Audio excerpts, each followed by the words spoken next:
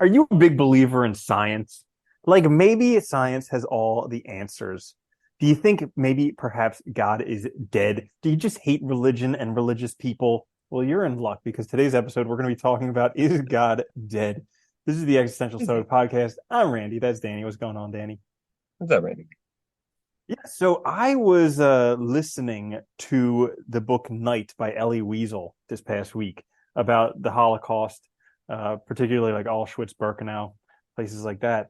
And it did, I could see how after enduring something like that, you could definitely have the feeling that God is dead because, I mean, just like everyone that you know being exterminated, and it's like, where are you, God?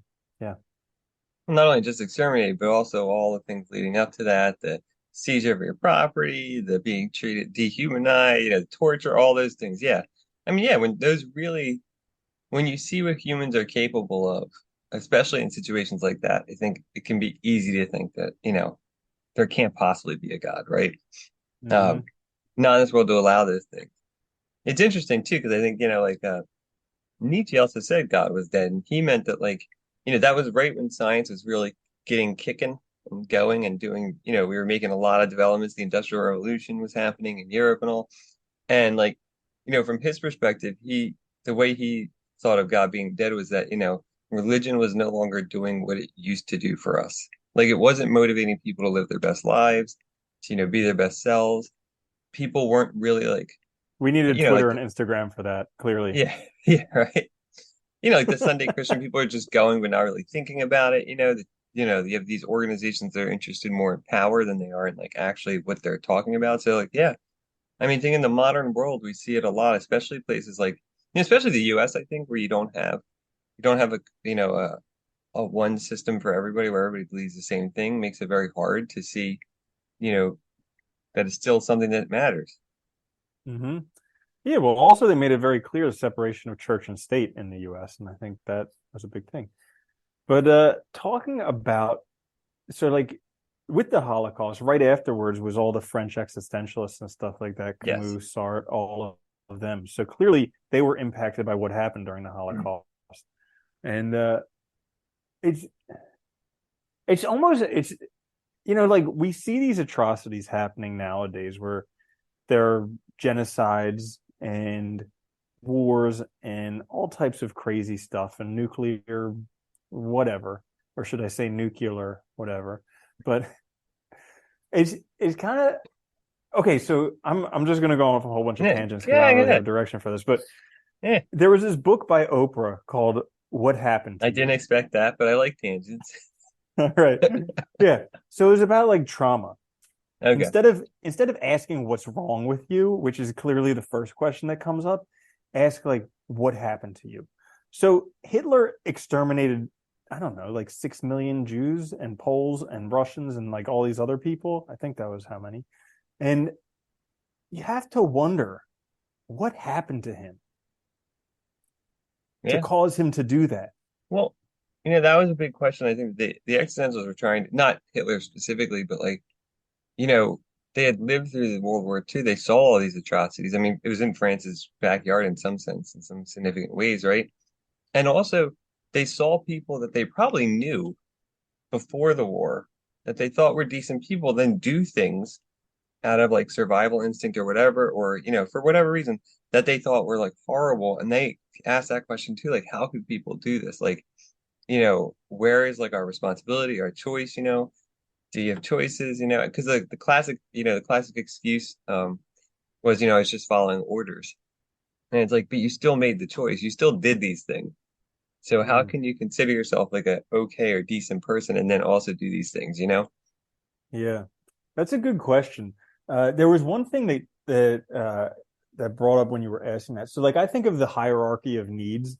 You know how you have all these needs, and then when like you get to a certain level and you can start thinking rationally about stuff. What was Sex that is guy's way name? up Was that there. like Maslow. Yeah, Maslow? There you go. Yeah.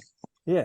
Because in Night, the author, he was a young boy and he was in Auschwitz and then Birkenau with his dad, and there was they were like trying to survive together, and there was a moment when they were basically being like force marched out of, you know, probably like 100 miles from one camp to another in the middle of winter, when there was another father and son, and the son saw the father fall down and looked and saw him and then just kept going. And the author was like, how, like, what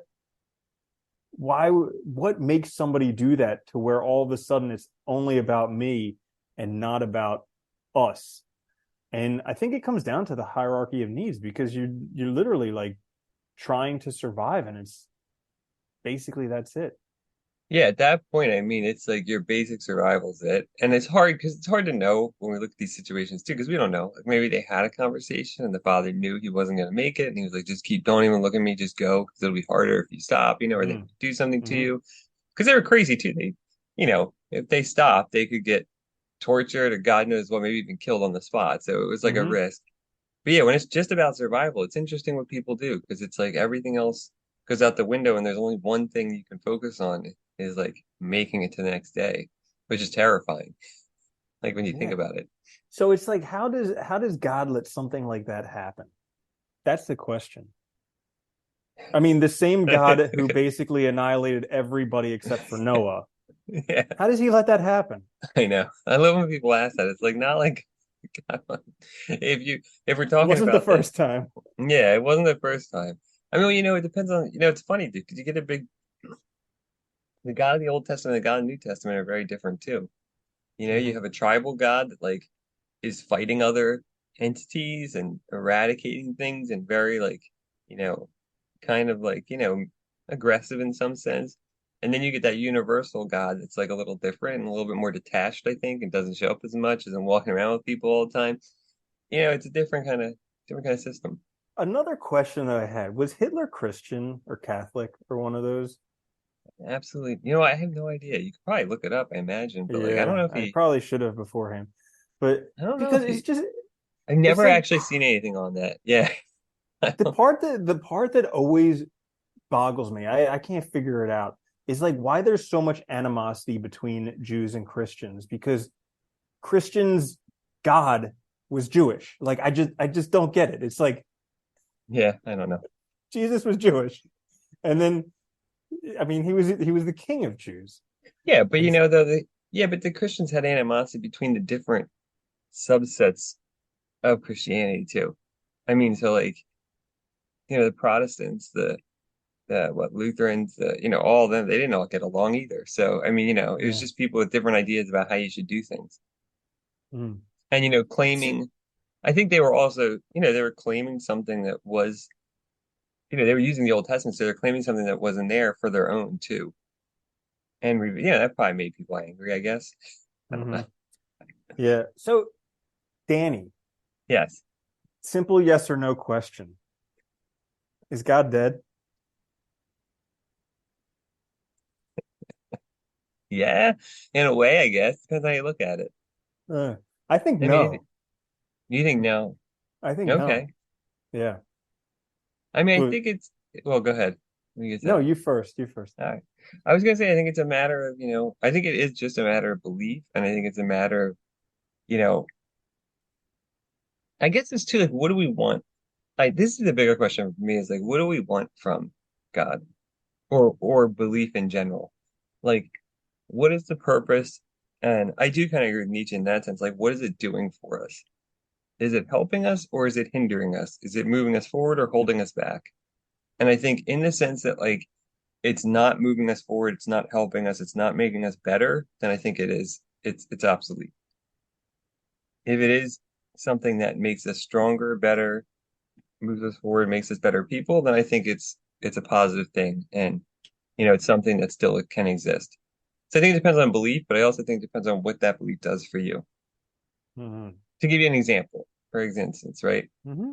If if you believe claim to believe and are very self-righteous and use that as a means to criticize others and try to force them to think how you think and stuff, then I think that's not God. that's I think Oh that's yeah. something else, you know what I Oh, mean? that's it. That's an excellent point. I 100% think that religion is wrong. Yeah, Like all of that stuff. Yeah. So I don't yeah, want to confuse people when I say that, yeah, God. God is still alive, at least in my perspective. But uh, yeah, I think this whole like religion, we have it right and you have it wrong. You need to do because okay, so like one thing that I like to do is I like to volunteer because it makes me feel good. And like, Yeah, I think it was the Dalai Lama or something said like the most selfish thing you can do is be generous because it just makes you feel good. yeah, So it I makes you like feel to do great. it, but like sometimes it's hard to find actual volunteer opportunities because they want you to commit for like 6 months, a year, and do like 20 hours a week. And it's just like, this is a volunteer thing. So like Yeah. every once in a while, I'll go and I'll volunteer with like a church group or something like that. And it just irks me. I don't say anything, but I'm going to say stuff now. It just irks me how like they're like, oh, let's give these people these things. And then let's say, in the name of Jesus, this is from Jesus, Jesus, Jesus, Jesus, Jesus, Jesus, Jesus. And it's just like they're and like it's the crazy stuff is they'll ask people, they'll say, like, can we pray with you? And the people will say no, and they'll do it anyways. And that stuff just like really, it's like you want to know why people don't like religion? Right there. That's it. Yeah, it's like you're helping, you're helping yourself. You're not helping them. And you're trying to force them to think the way you think. And it's just, yeah, that's not helpful at all. And you're doing it for all the wrong. And that's the thing though. It's like, what are the reasons you're doing it for? How are you actually, how are you actually helping? And what does it actually say about you? And I think that is Mm-hmm. a good example though, where like that's what always bothered me about it too, because the institution becomes more interested in its own survival than it does in anything else that actually matters. Mm-hmm.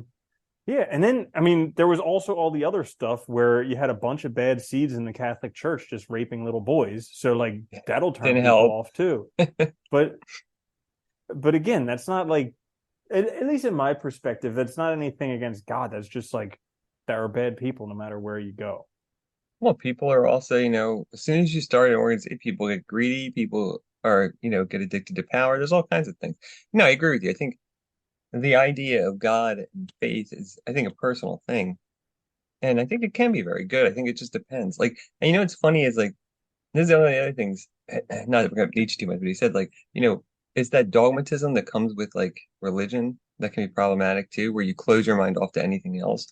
But when when you lose your religious belief, that can also happen with anything. You see that with science too.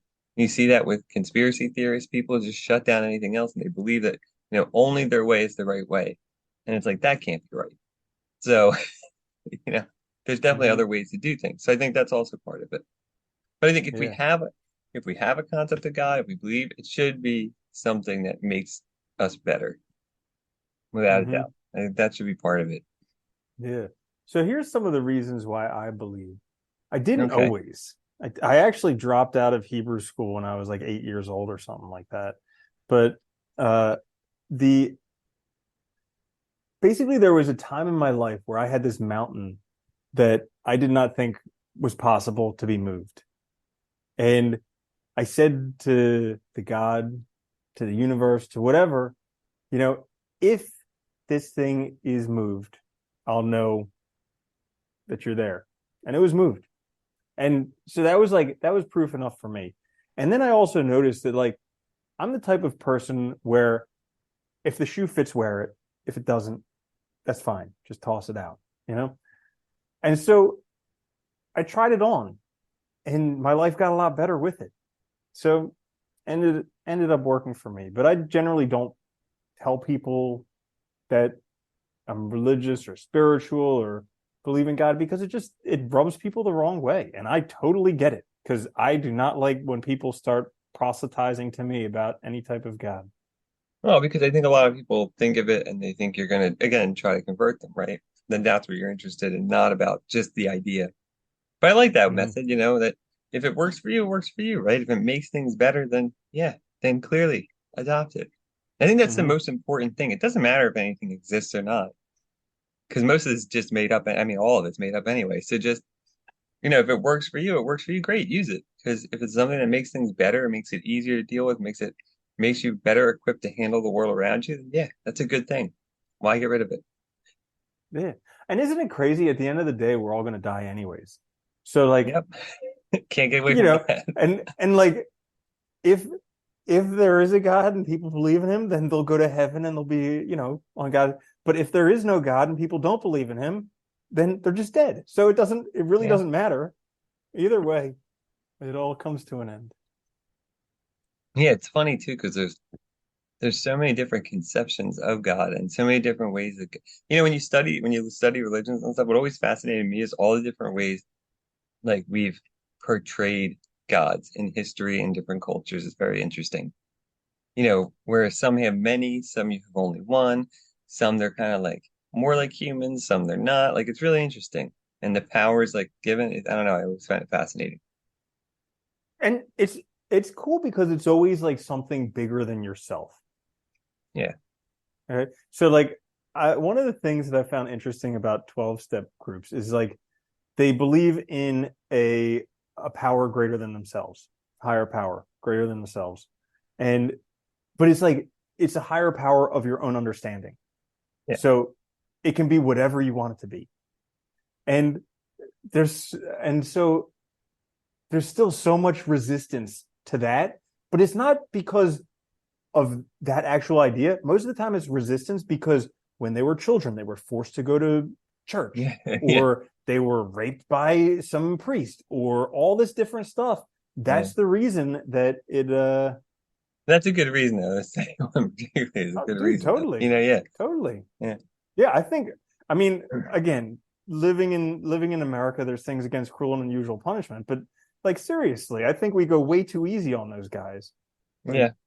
yeah. You know, it's funny to go. I think the 12 says word is funny too, because I remember from what I remember of it too, because they say it can be any of your own making, but then they just keep saying, got it. I think that also rubs people the wrong way because it sounds like they're talking about one, but they're not.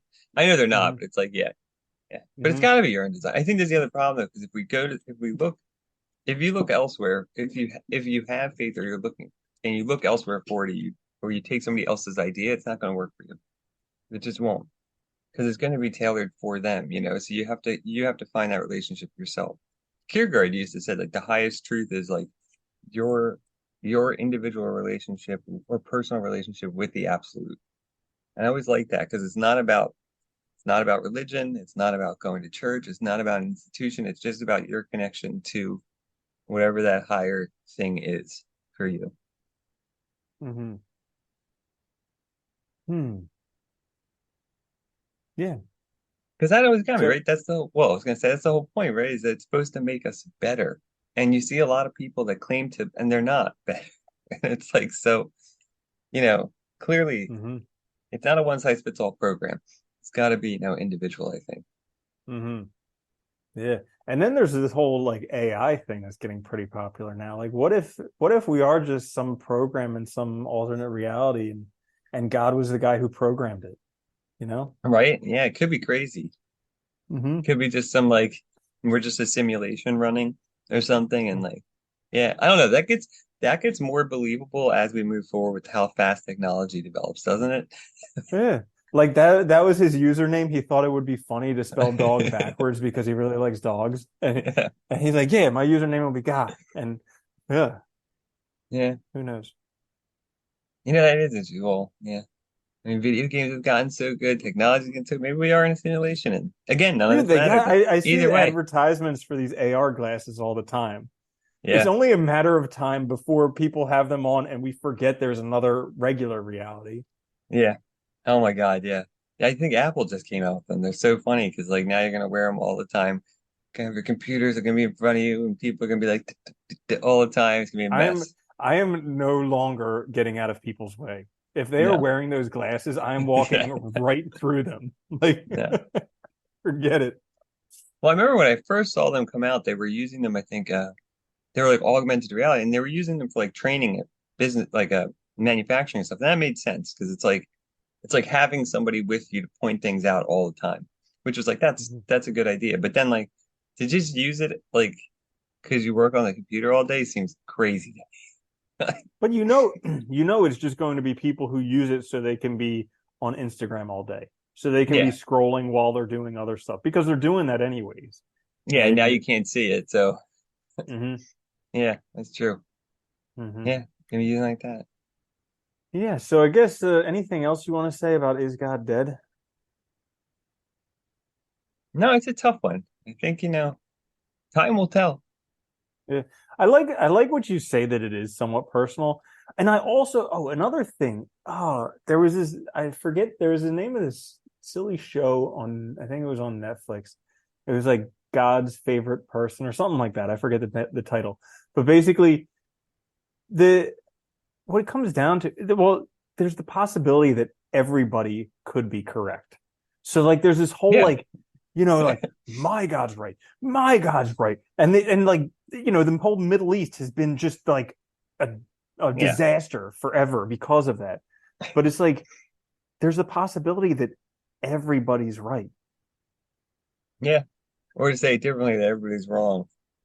And, Hmm. you know, there's some part of it is right. Yeah, right. Yeah. So, anyways, there you Yeah. have it. We answered it very succinctly. I think definitively Pretty good. the Yeah. question never needs to be asked again because we just answered it right there. Uh, is God dead? I think we know the answer. But anyways, this is the Existential Stoic podcast. If you enjoyed this episode, do us a favor, leave a review, particularly on Apple Podcasts, or give us a thumbs up on YouTube, whatever it is. But reviews are like gold for podcasts. Also, down in the description, we're looking to put together a product for you guys, either a book, a course, whatever it may be. It'll help your life improve dramatically. So if you could take a few minutes, answer some questions for us, that'll help us put it together. And this is the Existential Stoic podcast. We will catch you guys next time. I'm Randy. That's Danny. I'll see you later, Danny. Later, Randy.